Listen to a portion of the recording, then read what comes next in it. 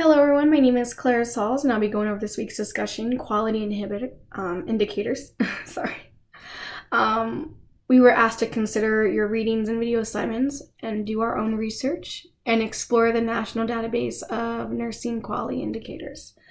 To understand what this means, I had to research the National Database of Nursing Quality Indicators, which is the only national nursing database that provides coordinating and reporting of structure, process, and outcome indicators to evaluate nursing care at a unit level. What that means is that we're taking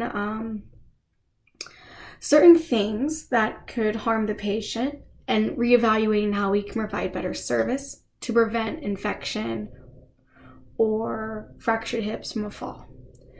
One structural nursing indicator nursing are also included in nursing care hours provided per patient day. So we're also going to measure how many hours it takes for a nurse to provide patient care per patient a day. Nursing outcome indicators are also the outcomes which are influenced by the nursing care. So the care we provide can affect how the patient is being treated. We were then asked what performance measures were identified. Well, this database identified how many nursing hours per patient day of care is needed, the type of patient falls, and the different types of falls that include injuries such as hip fractures. They also talked about infections. So like if a patient comes into a rehab center from a hospital who has a catheter, we want to implant bladder training, such as catheter clamping every 15 minutes, every 2 hours, to prevent urinary catheter-associated urinary tract infections. Another type of infection nurses want to prevent would be central line catheter-associated bloodstream infections. So making sure that catheter is clean and managed will prevent a patient from having sepsis. Another thing is when we work with ventilator patients, we want to prevent pneumonia. Because it's so easy for them to aspirate because of the secretions they produce and the type of bacteria that may be on the section. And then we were also asked the question, how do these quality indicators affect the nursing profession? Well, these quality indicators affect the nursing profession by analyzing, assessing, and implanting different types of reports at a unit level that provides data regarding specific site where the care occurs and provides a better comprehension among units. So how to prevent infection, how to prevent patient falling are examples of quality indicators and how they affect outcomes. Another way an indicator can affect patient and nursing profession outcomes is by having nursing leaders participate with other facilities and use the information that is advocate from our patients, abiding by HIPAA, of course, that provide a different mix of staff based on their comparisons of units, their performance improved after they intervened in an area needing improvement, such as decreasing in a fall rate due to the implementation of a new protocol. So like making a special protocol for those who have Alzheimer's, confusion, delirium, or Parkinson's is a good example.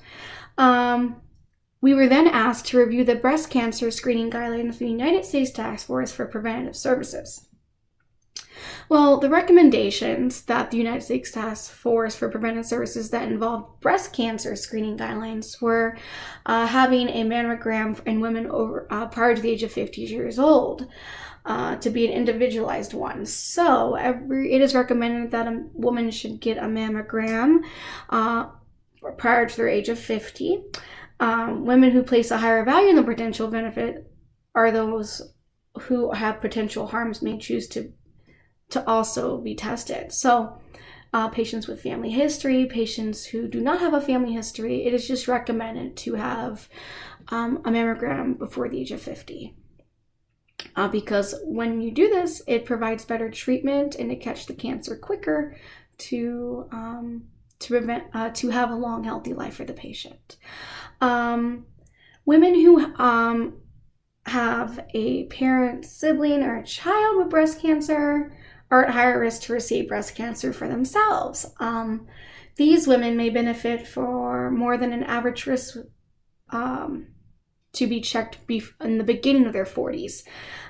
These recommendations apply to asymptomatic women aged 40 years or older, and also those who do not have pre-existing breast cancer or previously diagnosed high-risk breast lesion, and who are not at high risk for breast cancer because of the known underlying gene mutation, BRCA1 or BRCA2 gene mutation, and other family breast cancer syndromes.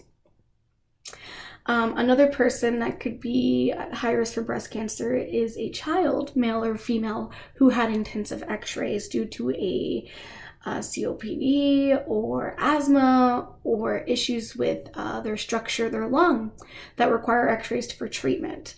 Those patients should also be considered to have a mammogram before the age of 40 because they're a high-risk patient for cancers. Now, this website gave different types of grades to describe the weight and quality of the evidence. Like, is it important for a patient to have this test in the first place? So, when receiving a B grade, the B grade was received for women who have a family history of breast cancer, and for women who are to get a screening before the age of 50 was rated a B. And it's recommended to have a service of high certainty that the net benefit is moderate, and there is moderate certainty that the net benefit is moderate to substantial outcome. So it is important for healthcare and nurses to offer or provide this service to patients for a mammogram before the age of 50 or in their 40s if they have a history of breast cancer. One of the things that we're ready to see is the patients who do not have a family history, but it is also recommended to get a mammogram as you get older. Basically, the grade C recommends selectively offering or providing this service to an individual patient based on professional judgment and professional preferences. There is at least moderate certainty that the net benefit is small. Offer or provide this service for a selected patient depending on individual circumstances. So, the United States Task Force for Preventive Services for breast cancer screenings is essential for every woman, but it is more essential for a woman to have a screening if they have the gene mutation or had lots of x-rays or has a family history. But every woman, it is recommended before the age of 50 is to have a mammogram in their early 50s or late 40s. So that are the different types of recommendations for breast cancer. Thank you so much for listening, and you have a great day.